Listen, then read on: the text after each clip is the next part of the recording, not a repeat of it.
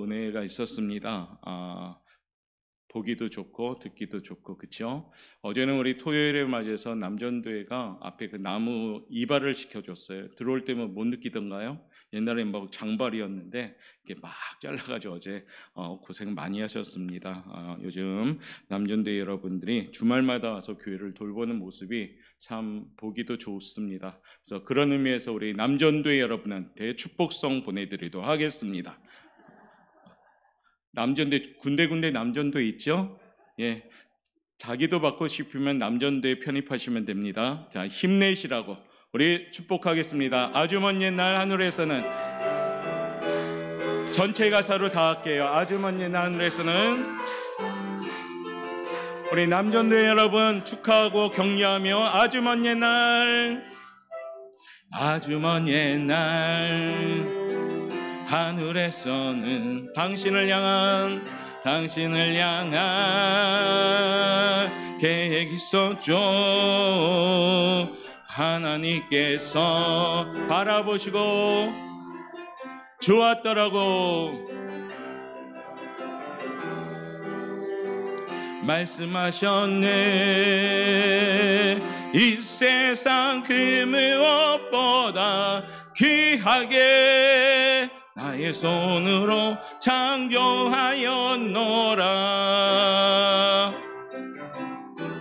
내가 너로 인하여 기뻐하노라.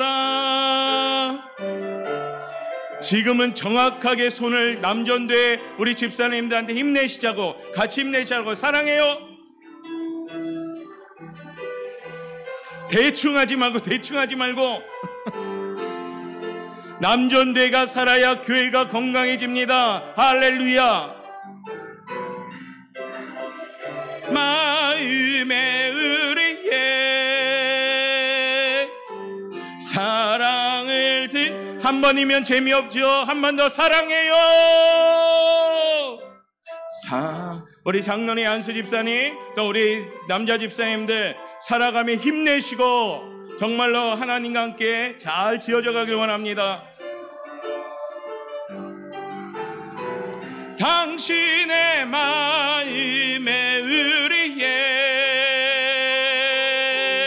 사랑을 드려요. 우리 힘내시라고 박수. 특송 잘해서 축복한 거예요. 특송. 다음부터 특송 잘 준비해서 오셔요. 딴 데도. 그러면 축복해 드릴게요. 하나님 나라는 침노하는 자들의 것이죠. 하나님의 축복도 침노하는 자들의 것이에요. 바라는 사람들. 그러니까 야곱과 같은 사람이 성품적으로는 되게 기회주의자고 야싹바랐지만 그가 축복받은 이유는 축복을 바랬기 때문에, 세상의 축복이 아니라 하나님의 축복을 바라니까 그 성품도 나중에 고쳐가서 야곱을 뭐로 바꿉니까? 이스라엘이라는 어마어마한 이름으로 바꿔주시잖아요. 우리 여기 계신 모든 분들도 정말로 축복을 늘 침노할 수 있고 사모할 수 있는 우리 성도들 되시길 바랍니다. 자, 오늘은 특별히 오전에 이어서 우리가 옥토밭이 되면 그럼 우리가 좀 자라야 되지 않을까 해서 완전한 믿음으로 좀 자랄 수 있는 우리 나무가 되자라는 의미에서 우리가 함께 나누고자 합니다. 제목 한번 읽어볼까요? 시작. 거룩한 성품, 완전한 믿음. 봄철을 보내면 자연의 꽃과 어떤 나무들만이 아주 싱그러움을 갖는 것이 아니라 우리 성도들의 믿음도 자라나야 됩니다. 그래서 어려운 시기지만 우리도 더욱 싱그러운 모습으로 주 안에서 뿌리를 내리고 건강하게 자라날 때 우리한테는 온전한 믿음이 소유될 줄 믿습니다. 그래서 그런 마음으로 이 시간에 온전한 믿음으로 자라자라는 제목으로 함께 말씀을 준비하면서요 나눌까 합니다. 세상에서 가장 부러운 사람이 누구일까요? 여러분이 생각할 때 저 사람 부럽다, 이런 사람 누굽니까? 돈 많으면 부럽죠. 부러워요, 안 부러워요? 저도 부럽습니다. 돈 많으면. 차 좋은 거 갖고 다니면 부럽습니까? 안 부럽습니까? 별로 안 부러워요? 예.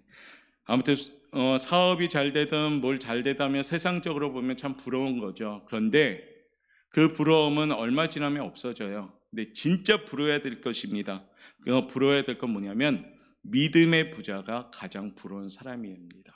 그러니까 믿음의 강자가 부러운 사람이 돼야 되고, 그 믿음이 흔들리지 않는 경과 믿음을 가진 사람이 정말 부러운 사람이 돼야 됩니다. 그리고 하나님께 기도해서 응답받은 사람은 정말 부러워해야 되는 겁니다. 옆에 분한테 인사합시다. 부러운 사람이 됩시다. 그래서 우리 교회가 정말 부러운 사람들이 있었으면 좋겠어요. 그래서 우리 권사님이 기도했는 정문희 권사님이 남들이 봤을 때 부러운 사람이 되셔. 정문희 권사님이 아니죠. 이름 바꾸셨죠. 정미혜. 예, 정미혜 권사님. 그래서 부러운 사람입니다. 영적으로. 그렇죠? 그러기 위해서는 준비해야 됩니다. 자, 지옥에 간 부자처럼 60만 갖고 있는다고 부러운 것이 아니에요.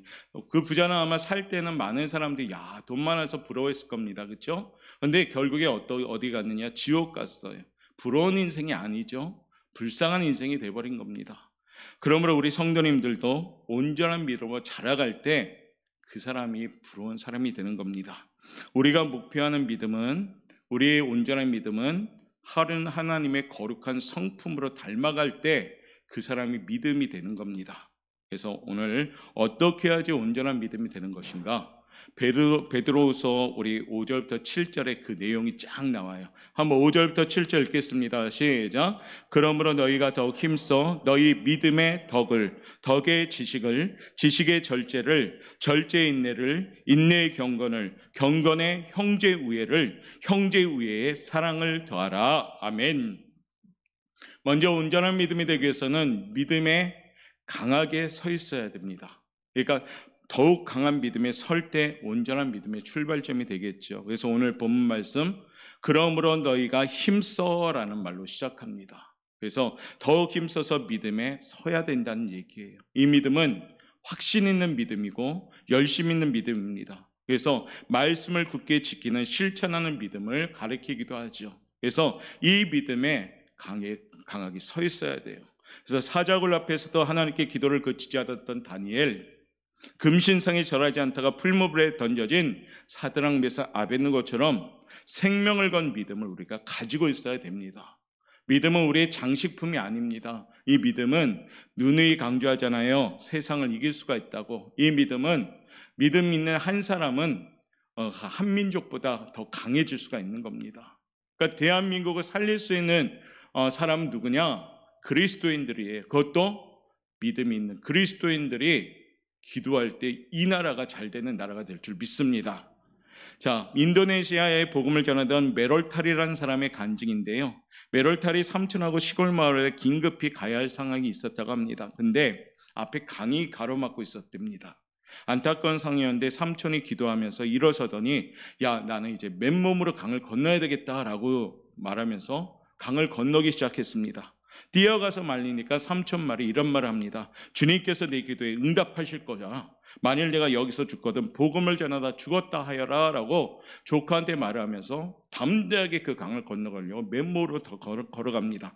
성큼성큼 강물 속에 들어갔는데 놀랍게도 강 한복판에는 무릎 위를 넘지 않은 그런 수심이었대요. 그러니까 건너가게 된 거죠. 자, 이와 같은 담대한 믿음, 이 믿음이 온전한 믿음일까요?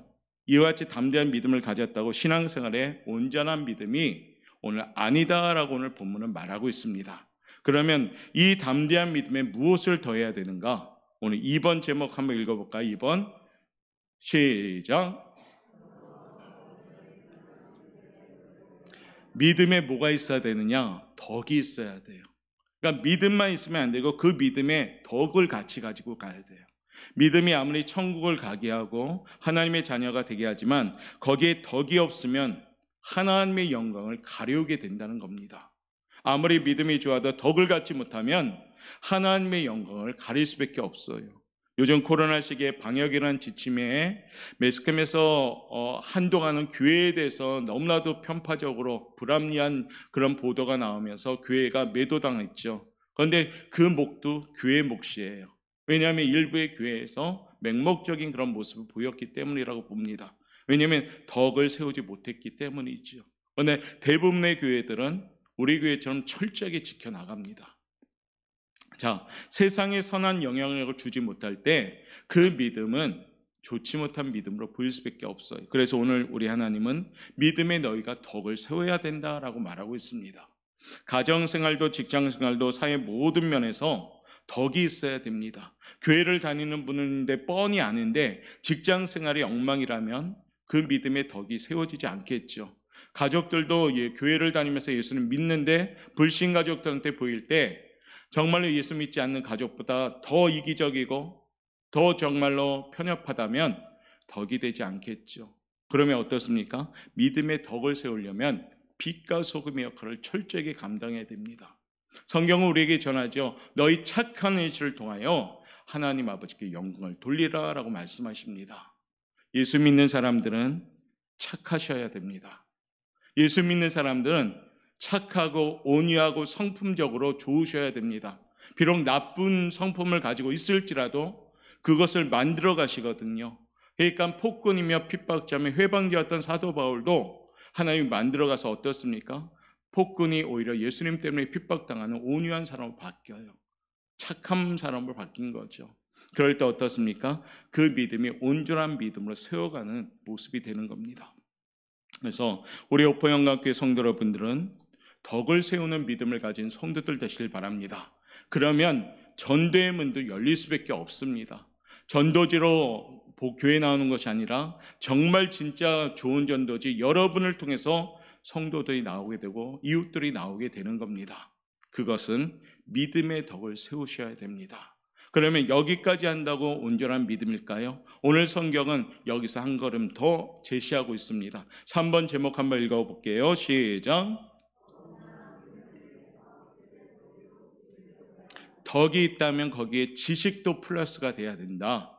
아무리 덕을 갖춘 믿음일지라도 지식이 없다면 아무에게나 끌려가게 된다는 겁니다. 지식은 다른 말로 분별력이 있어야 된다는 얘기지요. 마음만 좋다고 다 되는 것이 아니라 지식이 없으면 이단들이 끌고 가버린다는 얘기입니다. 아무리 나는 이단에 안 넘어가려 해도 어떤 성경적인 지식이 없으면 분별력이 없다 보니까 아무리 믿음의 덕이 있을지라도 흔들릴 수밖에 없다는 겁니다. 그래서 우리 하나님은 믿음의 덕을 그 다음에 덕에 지식을 더하여라 라고 말씀하는 겁니다. 성령의 검인 말씀이 예리하게 늘 준비되어 있을 때 그 사람들이 온전한 믿음으로 세워지는 준비가 되는 겁니다. 그래서 말씀을 읽고 듣고 지키는 자가 복이 있나이다 라고 말씀했듯이 하나님의 이 성경책은 들고 다니는 책이 아니라 우리가 심령으로 먹어야 될 책이에요. 그러니까 읽고 듣고 때로는 쓰고 때로는 외울 수 있는 성경책, 그런 모습이 될 때 우리는 어떻습니까? 예리한 성령의 겸이 되다 보니까 거기에 덕에 지식이 생기는 거죠. 그러다 보니까 어떻습니까? 분별력을 가지고 날마다 우리가 더 건강한 믿음으로 세워지는 겁니다. 바로 여기까지 한다고 온전한 믿음이 아니다라고 오늘 하나님을 말합니다. 그러면 덕의 지식을 세웠습니다. 그러면 더 한 걸음 하나님이 또 우리에게 말씀하시죠. 한번 읽어볼까요? 4번 시작. 더 온전해지려면 지식에도 절제를 더해야 합니다. 강한 믿음이 있는데 그 믿음의 덕을 그 덕에 지식 아는 게 있어야 되는데 알기만 해서는 안 되고 거기에 뭐가 있어야 되느냐? 절제도 있어야 된다. 사람이 지식이 많으면 교만해지죠. 예수님의 제자 중에 가룟 유다가 왜 다른 제자들을 갈시했냐면 출신이 틀려서 그래요. 다른 제자는 전부 갈릴리 총구석 출신인데 자기는 가롯이라는 출신으로서 좀 탁월한, 조금 더 위상이 있는, 학벌이 있는 그런 출신이다 보니까 그 지식이 오히려 깔보게 되고 그 지식이 오히려 예수님까지 팔아먹는 파렴치한 죄를 범하게 된 겁니다. 남을 무시하고 함부로 행하기 때문이죠. 그래서 남보다 더 배우고 명문학교 다니고 전문적인 지식이 풍부하다면 그게 장점인가 동시에 스스로 패망의 선봉이 될 수 있는 위험도 있다는 겁니다. 그럼 그 지식이 있다면 뭡니까? 거기에 절제를 갖고 있어야 됩니다. 그래서 철학자 플라톤은 이성을 흰말로 욕망과 본능을 검은 말로 표현합니다. 그래서 이성의 흰말이 수레를 끌어야 인생이 무너지지 않는다라고 말하는 겁니다. 그래서 이성이 바로 자기 인생, 생각하고 또한 우리가 깨달아가는 것이 있을 때 인생을 끌어갈 수가 있다는 겁니다. 그러므로 할 때는 하고 그만둘 때는 그만두는 절제가 필요합니다. 이게 뭐예요? 차든지 뜨겁든지 하라는 하나님의 말씀과도 일맥상통한 내용이에요. 이것도 저것도 아닌 게 아니라 스톱할 땐 스톱하고 갈 땐 가는 겁니다. 그게 믿음이죠. 주님 말씀하시면 내가 가리이다. 서라고 하면 서겠나이다. 이게 절제잖아요. 바로 이 브레이크와 같은 조절하는 능력이 있는 믿음이 온전한 믿음을 통한 갈 수 있는 준비가 되는 겁니다. 자동차가 아무리 좋아도 브레이크가 없으면 온전한 차라 할 수 없지요. 그 차는 얼마 못 가서 다른 곳에 부딪혀서 망가질 수밖에 없습니다. 사람이 교만하면 안 되는 것도 마찬가지입니다. 그러므로 절제가 있어야 됩니다. 믿음의 덕의 지식의 절제가 있어야 돼. 잘 안다고 많이 안다고 그 기준으로 평가하면 안 되지요. 바리새인들이 왜 책망받았습니까? 지식은 탁월했어요, 그분들이. 그런데 절제가 없었죠. 그거를 막 평가하고 비판하다 보니까 이 독사의 자식들아라고 책망받은 거죠. 절제가 있을 때 그 지식은 또 힘을 발휘할 줄 믿습니다. 우리 사랑하는 성도 여러분, 절제만 있다고 온전한 믿음이 되겠습니까? 오늘 또 한 가지를 더 요구하시죠. 한번 읽어볼까요? 5번 시작. 절제가 있어도 온전해지려면 시작. 더 온전해지려면 지식에도 절제를 더해야 합니다. 이거 아까 했는데 예, 6번째. 그렇군요. 조차하세요. 절제가 있어도 거기에 인내가 있어야 된다. 예, 거기에 인내를 더하지 아니하면 온전한 믿음이 될 수가 없어요.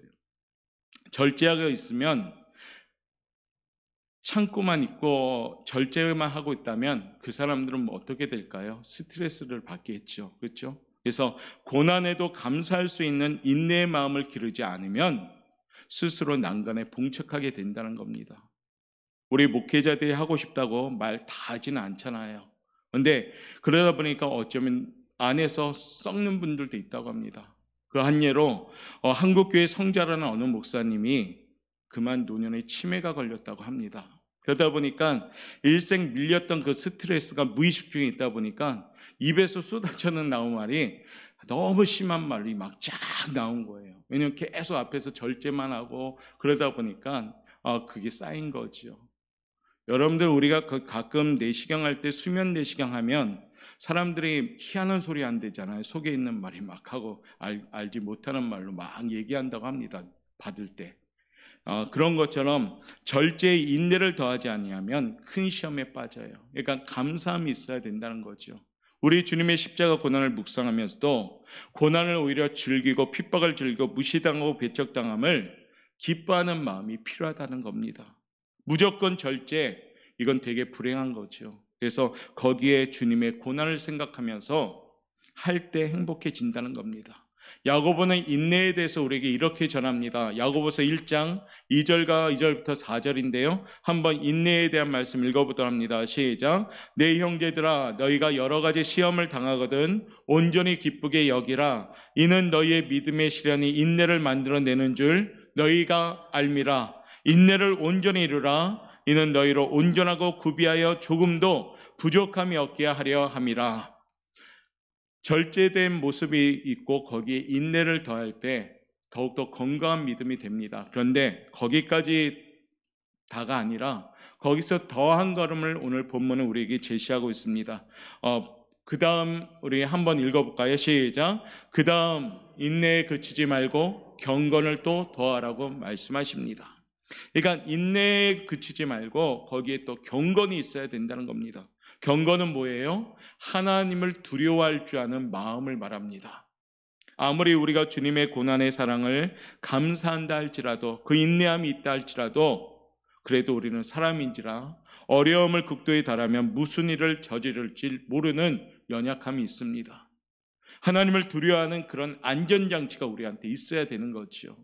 우리가 하나님 두렵지 않으면 이미 스스로 목숨을 끊을지도 모르는 상황도 온다는 겁니다. 만약에 가룟 유다가 하나님을 두려워하고 있었다면 그는 자살하지 않았을 겁니다.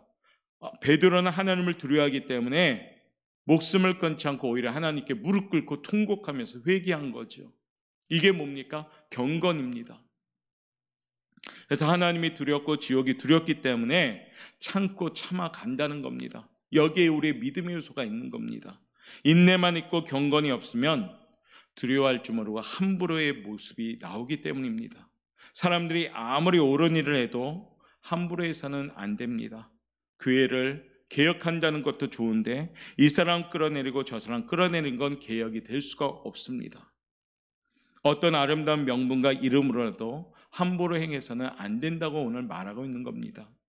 거짓말해서도 안 되고 모함해서도 안 되고 침소봉대해서도 안 됩니다. 경건이 있는 자는 하나님을 두려워하기 때문에 그 믿음이 온전해지면서 거짓말도 없어지고 어떤 가식도 없어지고 형식도 없어지게 되는 겁니다. 그래서 우리의 믿음에 인내 다음에 경건함이 더해져야 됩니다. 그래서 하나님을 경외하고 하나님을 두려워할 때 우리의 믿음은 더욱더 온전해지기 시작합니다. 자, 그 다음에 경건 다음에 어떤 요소가 더 있어야 될까요? 한번 읽어볼까요? 시작. 그 다음 경건에 형제 우애를 더해야 합니다. 아무리 믿음이 좋아도 성도들에 대해서 형제의식이 없다면 그 믿음은 온전한 믿음이 될 수가 없습니다. 모두가 남일 뿐이죠. 그래서 우리가 축복하는 이유, 축복성을 교회에서 왜 이렇게 불러요? 믿음의 한 식구니까요. 한 가족은 때로는 의견도 안 맞아 싸울 수도 있습니다. 그런데 가족이 영원히 등을 돌리는 경우는 없습니다. 나중에 때가 되면 다시 화해하고 한 가족이 되듯이 교회 안에서도 공동체 의식이 있어야 됩니다. 구경만 하는 분이 아니라 함께 지어져가는 교회가 돼야 된다는 겁니다. 혼자만 잘 믿는 것이지 아무에게도 감동을 주지 못한다면 그거 역시도 온전한 믿음이 되지 못합니다. 그렇기 때문에 하나님은 오늘도 말씀하시죠. 형제 우애를 더하라고요. 형제 우애는 육신적인 사랑을 말합니다. 우리가 서로 간에 사랑하라는 얘기. 그래서 남을 배려하고 섬기고 형제들을 생각하듯이 그와 같은 공동체가 되는 믿음을 가질 때 온전한 믿음이 되는 겁니다. 로마서 8장 28절은 우리에게 이렇게 제시하는데요. 한번 읽어보겠습니다. 시작. 우리가 알거니와 하나님을 사랑하는 자, 곧 그의 뜻대로 부르심을 입은 자들에게는 모든 것이 합력하여 선을 이루느니라. 교회는 합력할 때 이루어져요. 교회는 제각각 활동하면 그 교회는 분열될 수밖에 없습니다. 부족하면 부족한 대로 한마음 한뜻 될 때 그 교회는 이루어져요. 그래서 아까도 얘기했지만 토요일에 와서 나무 작업하는 그 모습도 바로 교회를 사랑하는 공동체적인 역할인 겁니다. 그래서 그와 같이 우리의 모습이 그렇게 세워져야 되는 겁니다. 마지막 마무리하면서 온전한 믿음의 마지막 이것까지 더할 때 온전한 믿음이 될 것이다 라고 말씀합니다. 한번 읽어볼까요? 시작. 사랑. 형제 우애도 사랑인데 그건 인간적인 사랑이고요. 마지막 사랑은 이건 무슨 사랑이냐? 하나님의 아가페적인 사랑으로 마무리할 때 온전한 믿음이 되는 겁니다. 그러니까 출발점은 믿음이지만 끝의 마무리는 하나님의 아가페적인 사랑으로 더해갈 때 그 사람이 온전한 믿음의 사람이 됩니다.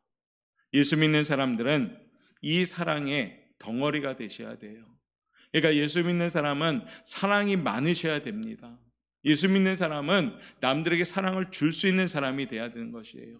아, 저 사람 깍쟁이다. 저 사람 자기만 한다. 저 사람 매우 이기적이다. 이런 소식이 들리면은 여러분 자신을 돌아봐야 되는 거죠, 사실은. 우리 교회 성도들끼리만 잘 지내도 아무 소용이 없습니다. 우리 교회를 세우신 목적은 우리 공동체 안에서 단단해지고 든든해지면서 이 공동체를 가지고 하나님 나라를 확장하는 데 목적이 있어요. 확장하는 그 목적의 수단이 뭡니까? 예수님의 그 사랑을 전하는 겁니다.